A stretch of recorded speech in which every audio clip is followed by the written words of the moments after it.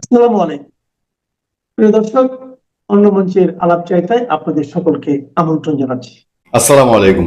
সমস্ত পত্রপত্রিকা আপনি নিউজ দেখবেন। অন্তর্বর্তী সরকারের সাবেক প্রধান উপদেষ্টা ডক্টর মোহাম্মদ ইউনূস গ্রেফতার করা হয়েছে। পরে আরো যে তিনজনকে গ্রেফতার করা হয়েছে, ভারতে যখন অজিত দোভালের সঙ্গে খলিলুর রহমানের দীর্ঘ বৈঠক হয়েছে, সেই বৈঠকেই ডক্টর ইউনূস সরকারের ভবিষ্যৎ ফাইনাল হয়ে গিয়েছিল। অনেকেই জানতে চান আওয়ামী লীগ কিভাবে আসছে, আওয়ামী লীগ ফিরছে কি ফিরছে না, আওয়ামী লীগ ফিরলে কি হবে দেশের রাজনৈতিক প্রেক্ষাপট। আমি আপনাদেরকে মোটামুটি আমার কাছে যে তথ্য, সেই তথ্যগুলো বিশ্লেষণ করে আমি বলতে পারি, আমার ধারণা সেটা হচ্ছে যে আওয়ামী লীগ ফিরতে, মানে অ্যাটলিস্ট মিনিমাম ফিরতে, সেটা ফেরাটা আমি আরো ক্লিয়ার করে দিই।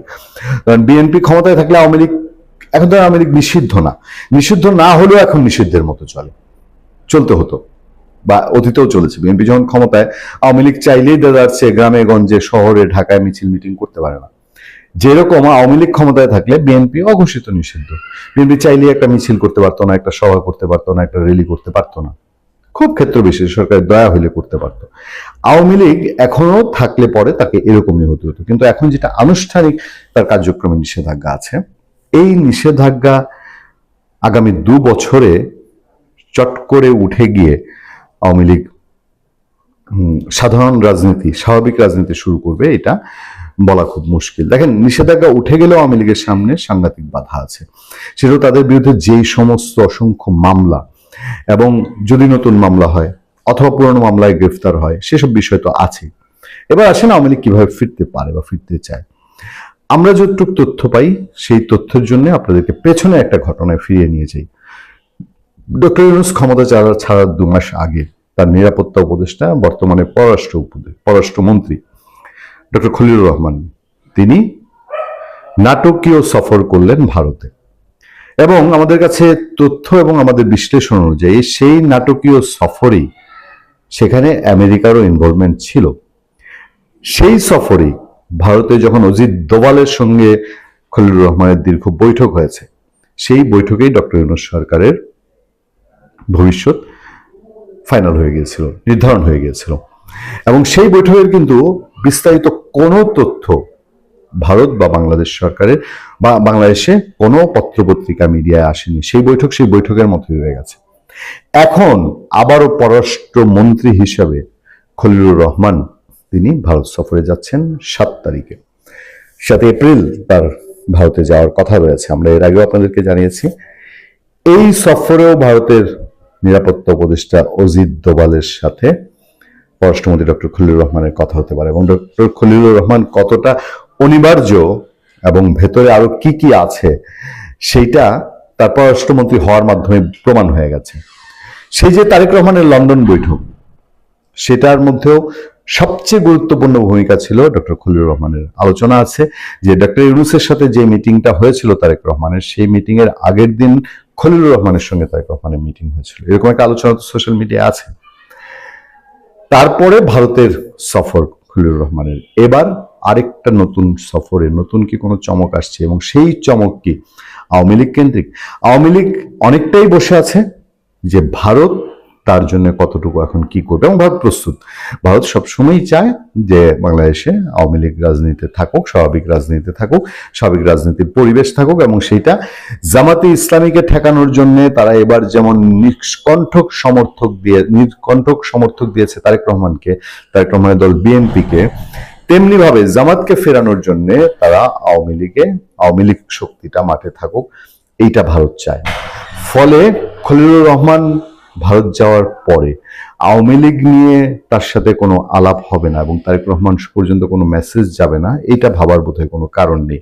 এবং এই খলিলুর রহমানের সফরে যদি তারেক রহমানের ভারত সফর চূড়ান্ত হয়, তাহলে বিষয়টা আরো মোটামুটি পরিষ্কার হয়ে যাবে। ফলে এইসব প্রক্রিয়ার মধ্যে দিয়ে যে 2-4 মাস যাবে, সেই 2-4 মাস বাদে হয়তো কিছুটা ডেভেলপমেন্ট আওয়ামী লীগের বিষয়ে বাংলাদেশের মানুষ জানতে পারবে।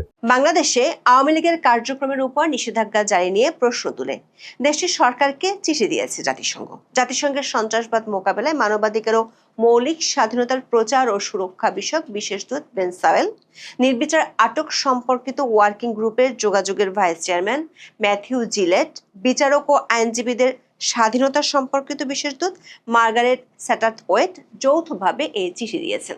চিঠিতে রাজনৈতিক স্বাধীনতা নিয়ে উদ্বেগ প্রকাশের পাশাপাশি আওয়ামী লীগের উপর বলবৎ নিষেধাজ্ঞা কেন প্রত্যাহার করা হবে না তার জবাব দেওয়া হয়েছে। সূত্রগুলো বলছে, অন্তর্বর্তী সরকারের সময় গত ডিসেম্বরের শেষ ভাগে জাতিসংঘের এই 3 বিশেষ দূত চিঠি দিয়েছিলেন। অন্তর্বর্তী সরকারকে একাধিকবার চিঠির জবাবের জন্য তারা তাগাদাও দিয়েছিলেন। নির্বাচনের পর বাংলাদেশের বিএনপি সরকারের কাছে ওই চিঠির জবাব চেয়েও বার্তা দেওয়া হয়েছে। সবশেষ বাংলাদেশের পররাষ্ট্রমন্ত্রীর সাথে গত 26শে মার্চ জাতিসংঘ মহাসচিবের বৈঠকে বিষয়টি সম্পর্কে জানতে চাওয়া হয়েছে। জাতিসংঘের ওই নিষেধাজ্ঞা কতদিন বলবৎ থাকবে সেটিও জানতে চাওয়া হয়েছে। চিঠিতে বাংলাদেশ সরকারের কাছে 10টি বিস্তারিত প্রশ্ন তুলে ধরে জানতে চাওয়া হয়েছে অন্তর্বর্তী সরকারের পক্ষ থেকে আওয়ামী লীগের উপর নিষেধাজ্ঞা আরোপের জন্য যেসব আশঙ্কা বা ঝুঁকি থাকার কথা বলা হয়েছে সেগুলোর পেছনে সুনির্দিষ্ট যুক্তি কি কি। সূত্রগুলো বলছে, জাতিসংঘের দূতদের এই চিঠি বিভিন্ন দেশ ও দাতাগোষ্ঠীর কাছেও পাঠানো হয়েছে। বিশ্লেষকরা বলছেন, শেখ হাসিনা সরকারের পতনের পর জাতিসংঘের পক্ষ থেকে এই প্রথম দৃশ্যমান কোনো পদক্ষেপ নেওয়া হয়েছে। গত বছরের 10ই মে বাংলাদেশের সন্ত্রাস দমন আইন সংশোধন করে নির্বাহী আদেশে আওয়ামী লীগকে নিষিদ্ধ করেছিল দেশটির তখনকার অন্তর্বর্তী সরকার। এরপর দেশটির নির্বাচন কমিশন দলটির প্রতীক স্থগিত করে এবং শেষ পর্যন্ত দেশটির ইতিহাসে প্রথমবারের মতো আওয়ামী লীগ নির্বাচনে অংশ নিতে পারেনি। এই নিষেধাজ্ঞা নিয়ে দেশে ও বিদেশে ব্যাপক সমালোচনা থাকা সত্ত্বেও অভিযোগ আছে মোহাম্মদ ইউনূস তার কিংস পার্টিকে সুবিধা দিতে দলটির উপর নিষেধাজ্ঞা প্রত্যাহার করেননি। বিষয়টি নিয়ে আওয়ামী লীগের পক্ষ থেকে জাতিসংঘের দপ্তরে বেশ কয়েক দফা চিঠি দেওয়া হয়েছিল। 2025 সালের 8ই আগস্ট লন্ডনের বিখ্যাত ডাউটি স্ট্রিট চেম্বারের 2 আইনজীবী স্টিফেন পাওয়েলস কেসি ও অ্যালেক্স টিনসলে জাতিসংঘের কাছে অভিযোগ দেন। ডাউটি স্ট্রিট চেম্বার ওয়েবসাইটে দেওয়া তথ্য অনুযায়ী বাংলাদেশে আওয়ামী লীগের নিষেধাজ্ঞার বিষয়ে দলটির সভাপতি শেখ হাসিনার পক্ষ থেকে জাতিসংঘের স্বতন্ত্র বিশেষজ্ঞ ও জাতিসংঘের অন্যান্য বিশেষ দূতদের কাছে জরুরি পদক্ষেপের অনুরোধ জমা দেন ডাউটি স্ট্রিট চেম্বার্সের এই 2 আইনজীবী। এছাড়া গত নভেম্বরে দলটির কেন্দ্রীয় কমিটির সাবেক সাংগঠনিক সম্পাদক মহিবুল হাসান চৌধুরী নফেল ইউএনডিপি-কে চিঠি দিয়েছিলেন। এসব চিঠির প্রেক্ষাপটে জাতিসংঘের দপ্তর থেকে মোহাম্মদ ইউনূসকে চিঠি দেওয়া হয় গত 29শে ডিসেম্বর। জাতিসংঘের 3 দূতের স্বাক্ষর করা 18 পৃষ্ঠার ওই চিঠিতে বাংলাদেশে একাধিক রাজনৈতিক দলের উপর রাজনৈতিক বিধিনিষেধ, আওয়ামী লীগের উপর আরোপিত সীমাবদ্ধতা, রাজনৈতিক বক্তব্য, সমাবেশ এবং ন্যায় বিচারের অধিকারের বিষয়ে গুরুতর উদ্বেগ প্রকাশ করা হয়েছে। চিঠিতে আওয়ামী লীগের কার্যক্রমকে নিষিদ্ধ ঘোষণা, তাদের বিরুদ্ধে সন্ত্রাস বিরোধী ও ট্রাইব্যুনাল আইন প্রয়োগ, রাজনৈতিক বক্তব্য সমাবেশে বাধা, গণগ্রেপ্তার এবং ন্যায্য বিচারের লঙ্ঘনের অভিযোগ উল্লেখ করা হয়।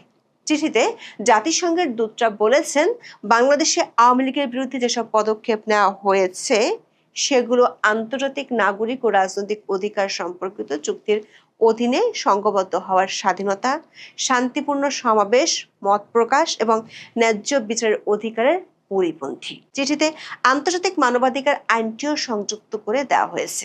সেখানে বলা হয়েছে, এভাবে কোনো দলের কার্যক্রম নিষিদ্ধ করা অপ্রয়োজনীয় ও অসামঞ্জস্যপূর্ণ সীমাবদ্ধতার প্রয়োগ। আওয়ামী লীগের উপর নিষেধাজ্ঞা প্রসঙ্গে চিঠিতে বলা হয়েছে, 2025 সালের মে মাসে আইনি সংশোধনের পর আন্তর্জাতিক অপরাধ ট্রাইব্যুনালে শেখ হাসিনা ও অন্যান্য নেতাদের বিরুদ্ধে বিচার কার্যক্রম শেষ না হওয়া পর্যন্ত আওয়ামী লীগের সব কার্যক্রম আনুষ্ঠানিকভাবে নিষিদ্ধ করা হয়। নিষেধাজ্ঞার আওতায় রাজনৈতিক কার্যক্রম, জনসমাবেশ, প্রকাশনা, গণমাধ্যমে প্রচার এবং নির্বাচনে অংশগ্রহণ অন্তর্ভুক্ত ছিল। এছাড়া নির্বাচন কমিশন দলটি নিবন্ধন বাতিল করে, ফলে তারা নির্ধারিত জাতীয় নির্বাচনে অংশ নিতে পারেননি। জাতিসংঘের বিশেষজ্ঞরা সতর্ক করে দিয়ে বলেছেন, কোনো রাজনৈতিক দল নিষিদ্ধ করা সংঘবদ্ধ হওয়ার স্বাধীনতার উপর সবচেয়ে গুরুতর বল প্রয়োগ করার শামিল। এটি শুধু ব্যতিক্রমী পরিস্থিতি প্রয়োগ করা যেতে পারে, যে পরিস্থিতি বাংলাদেশে তৈরি হয়নি। চিঠিতে আরো বলা হয়, সন্ত্রাস বিরোধী ক্ষমতা ব্যবহার করে কোনো রাজনৈতিক দলকে দমন করা উচিত নয়, বরং সহিংসতার নির্দিষ্ট বিশ্বাসযোগ্য হুমকি মোকাবেলায় তা প্রয়োগ করা উচিত। চিঠিতে আওয়ামী লীগের যোগাযোগ কার্যক্রমে বিধিনিষেধ নিয়েও উদ্বেগ প্রকাশ করা হয়েছে, যার মধ্যে শেখ হাসিনার বক্তব্য প্রচারে বাধা এবং সংশোধিত সন্ত্রাস বিরোধী আইনের অধীন সংশ্লিষ্ট ব্যক্তি বা প্রতিষ্ঠানের সঙ্গে যুক্ত যে কোনো প্রচার নিষিদ্ধ করার কথা উল্লেখ রয়েছে। জাতিসংঘের দূতরা লিখেছেন, এ ধরনের সামগ্রিক নিষেধাজ্ঞা রাজনৈতিক বিতর্ককে স্তব্ধ করে দিতে পারে, যেখানে লক্ষ্য হওয়া উচিত কেবল সহিংসতা বা উস্কানি রোধ করা।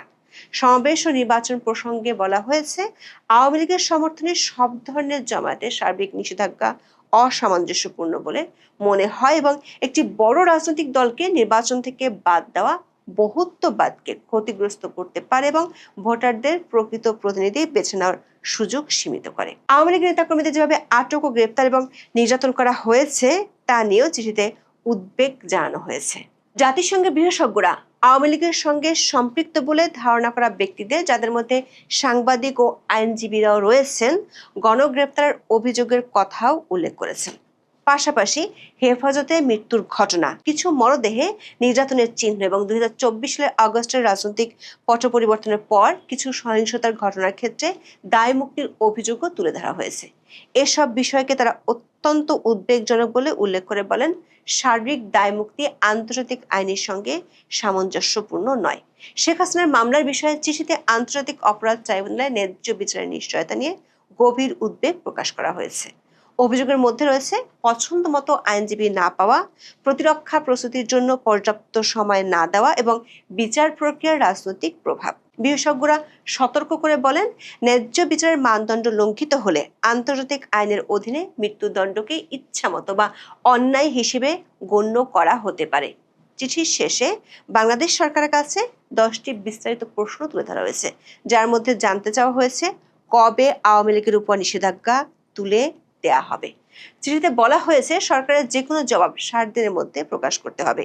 একই সঙ্গে বাংলাদেশকে এসব পদক্ষেপ পর্যালোচনা ও সংশোধনের আহ্বান জানানো হয়েছে। পররাষ্ট্র মন্ত্রণালয়ের কয়েকটি সূত্র বলছে, অন্তর্বর্তী সরকার আমলে নির্বাচনের আগে এ চিঠির জবাব দেওয়ার জন্য বেশ কয়েকবার তাগাদা দেওয়া হয়েছিল।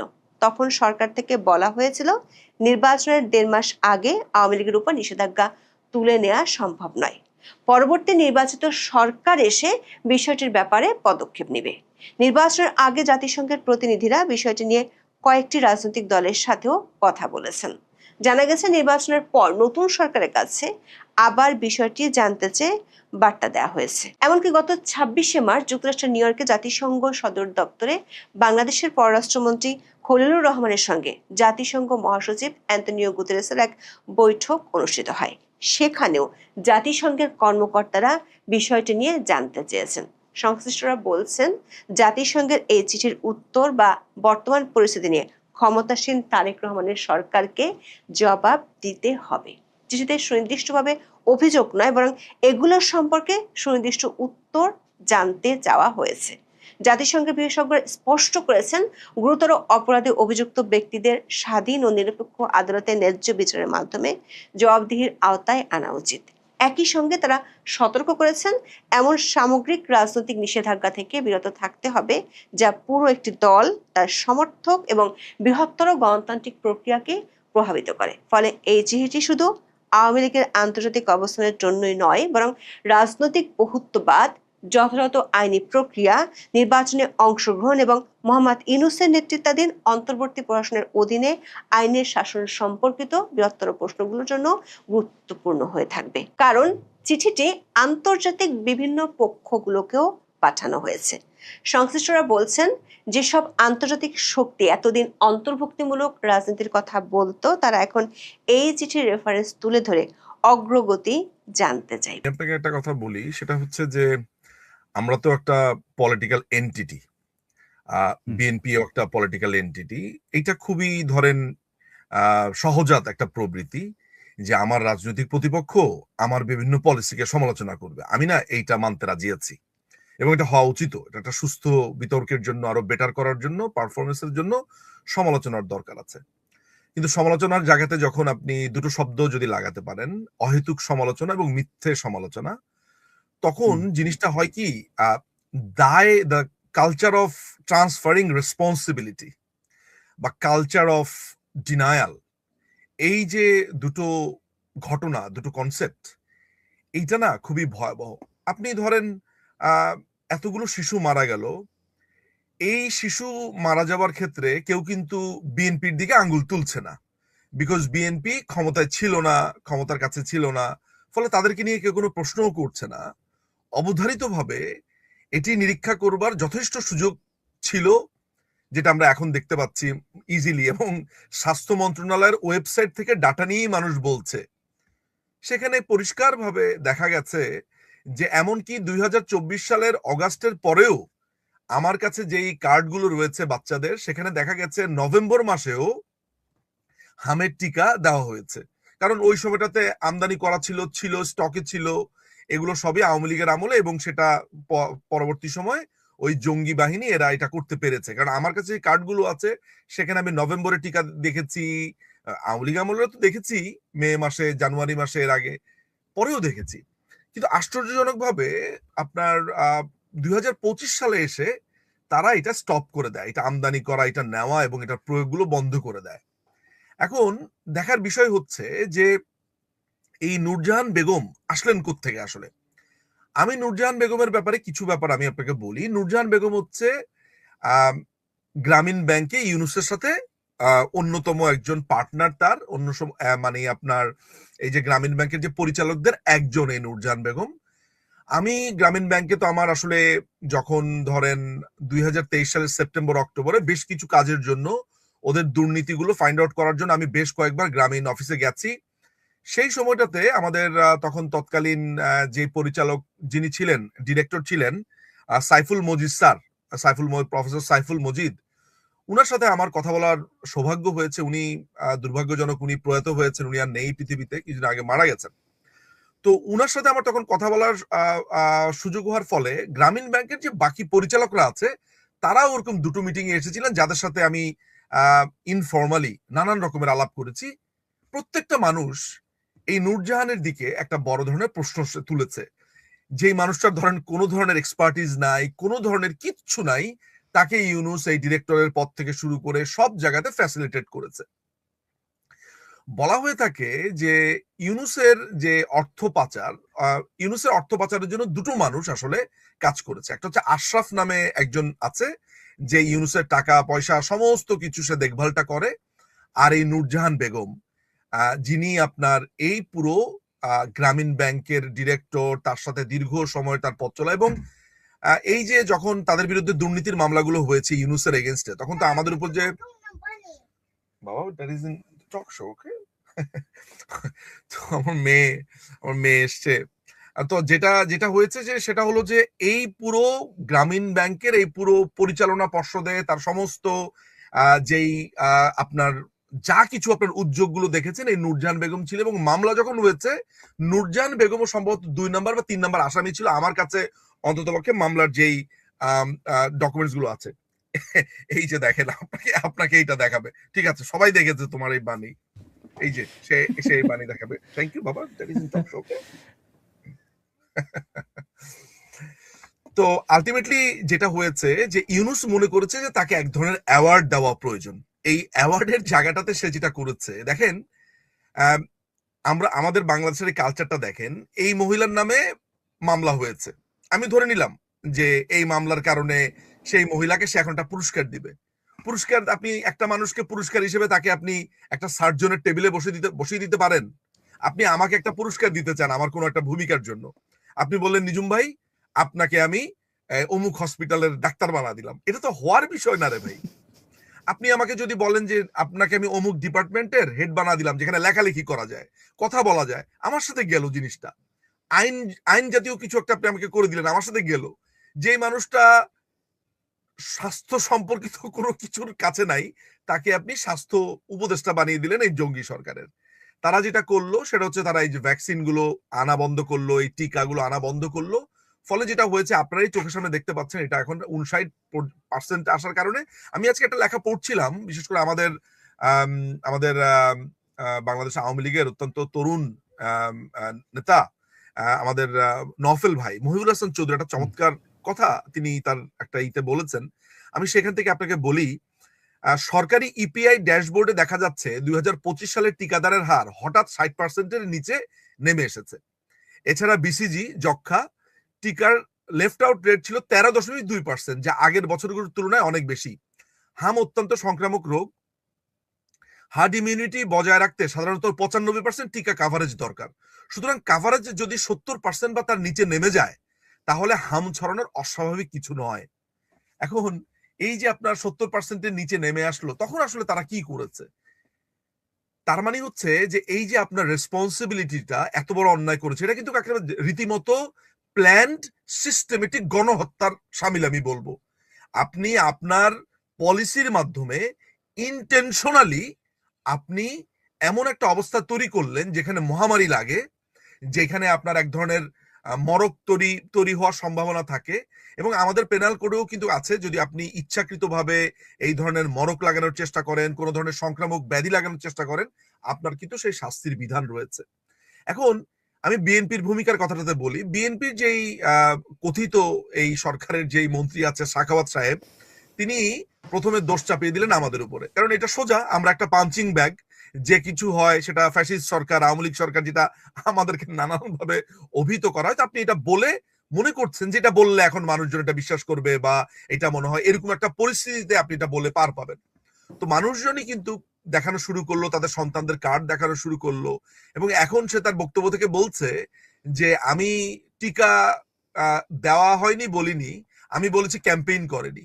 চিন্তা করে দেখেন, বাংলাদেশে সেই যে এই যে টিকাদানের ক্যাম্পেইন, আমি সেই আমার ছোটবেলাতে আমি দেখেছি, 80-র দশকে আমরা দেখেছি আপনার শিশুকে টিকা দিন, এই সেই হাবিজাবি, এটা সারা বছর সবসময় জারি ছিল। এই 2026-এ এসে বাংলাদেশের প্রত্যেকটা মানুষ যখন এই বাচ্চারা জন্মায়, মা বাবারা তাদেরকে ভ্যাকসিন দিতে নিয়ে যায়। আমার সন্তানদেরকেও আমি ঠিক একই, আমার এই ইংল্যান্ডের এই যথা নিয়মে ভ্যাকসিন দিয়েছি, ফ্লু জ্যাব থেকে শুরু করে যা যা প্রয়োজন, এটা একটা সাধারণ মা বাবা এটা করবেন। এবং গ্রামীণ যেই স্বাস্থ্য অবকাঠামোগুলো আছে, বাংলাদেশ আওয়ামী লীগের সময় যে এই স্বাস্থ্য অধিদপ্তর থেকে বিভিন্ন কর্মীরা মাঠ পর্যায়ে গিয়ে এই ক্যাম্পেইন করেছে, বলেছে, বুঝিয়েছে, এবং আপনারা রেশিও দেখলেই বুঝবেন এটা 97% ছিল, 95% ছিল। সুতরাং ক্যাম্পেইনের প্রশ্ন এখানে আসে না, আমাদের ব্যর্থতার প্রশ্ন এখানে আসে না। তো এইটা আসলে আমাদের যে কালচার যেটা রয়েছে, অন্য কোনো সভ্য দেশ হলে একে এখন আইনের কাঠগড়াতে দাঁড় করানো হতো, এই ইউনুসকে, নূরজাহানকে, যেটা আমাদের দেশে এটা আপনি অলীক কল্পনা বলতে পারেন। এবং এখন যে এই সাখাওয়াত, সে পদত্যাগ করতো আসলে তার এই ধরনের বক্তব্যের জন্য, যেটা আমাদের তো আসলে ওই কালচারটাও নেই, ওই সভ্যতা ভব্যতাও নেই। এই হলো গিয়ে ব্যাপার। তবে একটা আশার ব্যাপার হচ্ছে যে সোশ্যাল মিডিয়াতে মানুষজন খুবই কুইকলি এটা রেসপন্স করেছে, এবং মানুষজন দেখিয়ে দিয়েছে যে আপনারা কথায় কথায় আওয়ামী লীগের দোষ দিচ্ছেন, আপনাদের যে কোনো দোষ ঢাকার জন্য আপনারা একটা কার্টেন পেয়েছেন, যেই কার্টেনের যে আলখেল্লার ছায়াতলে আপনারা বারবার নিজেদেরকে লুকাতে চাচ্ছেন, ব্যর্থতা লুকাতে চাচ্ছেন। এই হলো ঘটনা। আমাদের প্রিয় স্বদেশ বাংলাদেশের মাটি, এটা কি এখন শুধু একটি স্বাধীন সার্বভৌম রাষ্ট্রের ভূখণ্ড, নাকি অন্য দেশের জঙ্গি নেটওয়ার্কের বা জঙ্গি অপারেশনের ট্রানজিট পয়েন্টে পরিণত হয়েছে?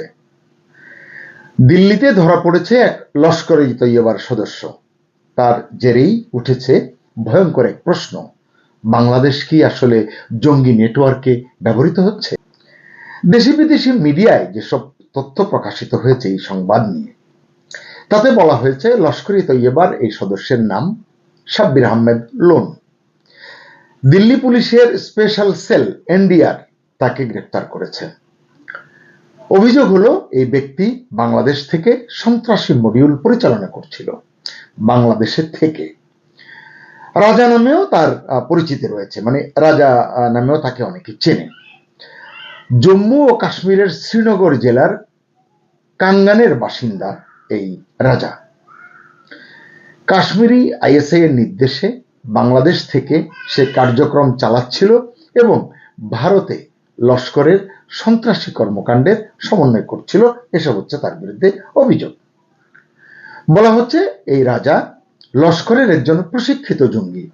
সে মুজাফফরাবাদের একটি সন্ত্রাসী ক্যাম্পে দাওরাই আম, বেসিক বা প্রাথমিক আম, এবং দাওরাই খাস অ্যাডভান্সড বা উন্নত, এই উভয় ধরনের প্রশিক্ষণ নিয়েছে।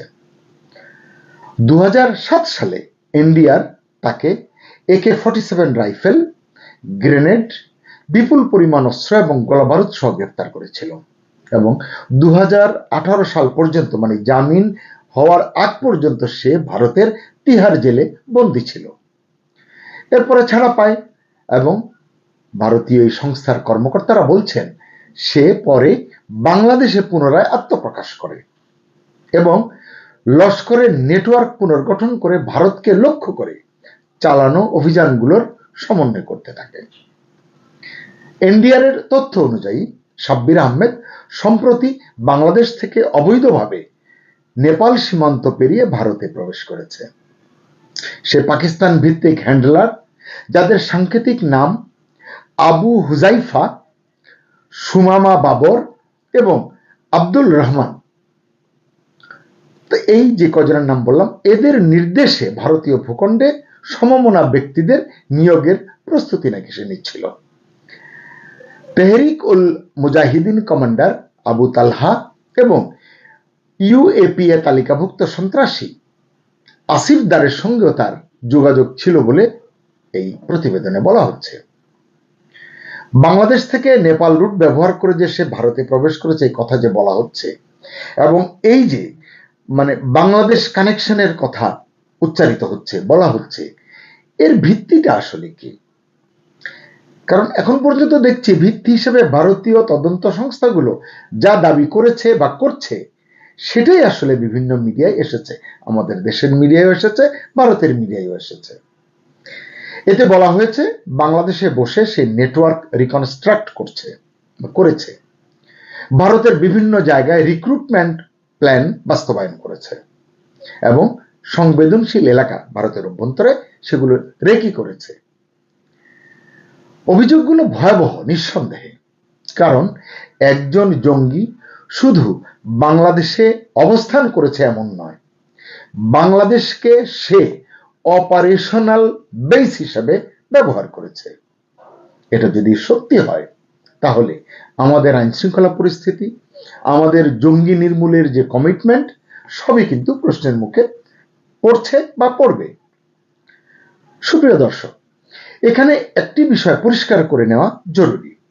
এই যে এত অভিযোগ শুরু থেকে এখন পর্যন্ত যা বললাম, ভারতীয় কর্মকর্তাদের বরাতে, মিডিয়ার বরাতে যে বাংলাদেশের নাম যেভাবে উচ্চারিত হয়েছে এগুলো সবই ভারতীয় সংস্থার দাবি, যা স্বাধীনভাবে যাচাই করা যায়নি এবং বাংলাদেশের পক্ষ থেকেও কোনো আনুষ্ঠানিক প্রতিক্রিয়া পাওয়া যায়নি। তাহলে প্রশ্নটা হচ্ছে কেন বারবার বাংলাদেশকে এই যে জঙ্গি নেটওয়ার্ক, জঙ্গি অপারেশনের ক্ষেত্রে ট্রানজিট বা বেস হিসাবে উল্লেখ করা হচ্ছে? অতীতে আমরা এই ধরনের কথা শুনেছি, সীমান্ত ব্যবহার করে অনুপ্রবেশের অভিযোগ শুনেছি, নেপাল রুট দিয়ে ভারতে প্রবেশের ট্রেন্ডের কথা শুনেছি, এছাড়া অনলাইন রেডিকালাইজেশন এবং ছোট ছোট স্লিপার সেল তৈরির কথাও শুনেছি বিভিন্ন সময়। এসব নিয়ে ভারতের নিরাপত্তা সংস্থাগুলো আগেও বাংলাদেশকে সতর্ক করেছে, দ্বিপাক্ষিক আলোচনার টেবিলে এসব উদ্বেগ উপস্থাপন করেছে তারা, বাংলাদেশের তরফ থেকেও এগুলোকে অ্যাড্রেস করা হয়েছে। ইদানিং এই আলোচনা এবং বিশ্বাসের প্ল্যাটফর্মটা কিছুটা নড়বড়ে হয়ে গেছে বলে মনে করা হচ্ছে।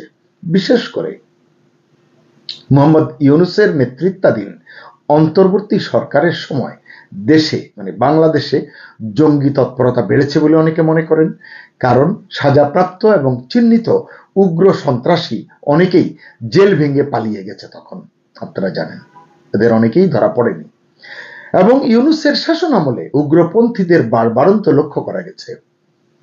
পাকিস্তানের সঙ্গে সরকারি পর্যায়ে যেমন নিবিড় ঘনিষ্ঠতা আমরা দেখেছি 18 মাসে, বেসরকারিভাবে আড়ালেও দেখা গেছে আইএস সদস্যের সঙ্গে বিভিন্ন লোকজনের বা বিভিন্ন সংস্থার এক ধরনের যোগাযোগ, এগুলো কিন্তু আমরা দেখেছি।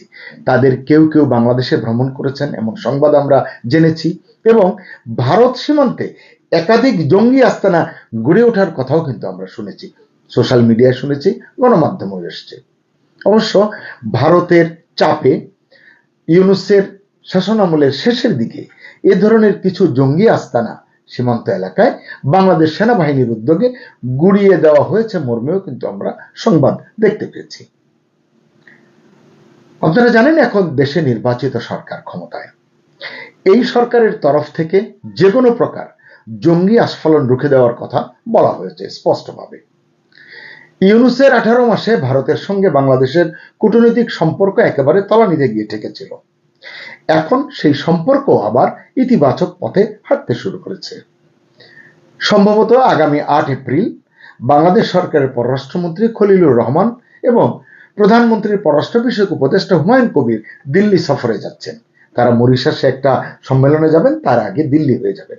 তখন তাদের ভারতের কর্তৃপক্ষীয় বা নেতৃস্থানীয় মন্ত্রী বা নেতাদের সঙ্গে তাদের কথা হবে। ধারণা করি ওই আলোচনাগুলোতেও হয়তো এই রকম বা এই ইস্যুটি উত্থাপিত হতে পারে। যাই হোক, এই যে সাব্বির আহমেদ লোন বা রাজা যাই বলি না কেন, তার গ্রেফতারের নেপথ্যে যাই থাকুক না কেন, যেই নেটওয়ার্কই থাকুক না কেন, এর কিন্তু জিওপলিটিক্যাল একটা অ্যাঙ্গেল আছে। এবং এটা যদি আমরা দেখি তাহলে দেখব এটা আলাদা কোনো ঘটনা নয়, বরং এখানে একটা প্যাটার্ন লক্ষ্য করা যাবে। সেটা কি? সেটা হলো, ধরুন হয়তো পাকিস্তান থেকে এ ধরনের কোনো নির্দেশনা এসে থাকতে পারে, কোনো গোষ্ঠী বাংলাদেশকে সম্ভাব্য অবস্থান হিসেবে নিয়েছে, ট্রানজিট হিসেবে নিয়েছে, বা মানে বাংলাদেশকে ব্যবহার করে ভারত অভিমুখী কোনো জঙ্গি কার্যক্রম চালানোর পরিকল্পনা তারা করেছে। এরপর তারা নেপালকে এন্ট্রি রুট হিসেবে ব্যবহার করে ভারতকে টার্গেট করেছে বা করতে চেয়েছে। আমরা যদি জিওপলিটিক্যাল এটা যদি আমরা দেখি, অর্থাৎ একটা মাল্টি কান্ট্রি নেটওয়ার্কের অভিযোগ আমরা কিন্তু এখানে দেখতে পাচ্ছি। এ বিষয়ে নিরাপত্তা বিশ্লেষকরা নিশ্চয়ই আরো ভালো এবং সুনির্দিষ্ট ব্যাখ্যা দিতে পারবেন। কিন্তু বাংলাদেশের জন্য এখানে কিছু গুরুত্বপূর্ণ প্রশ্ন রয়েছে বলে মনে করি।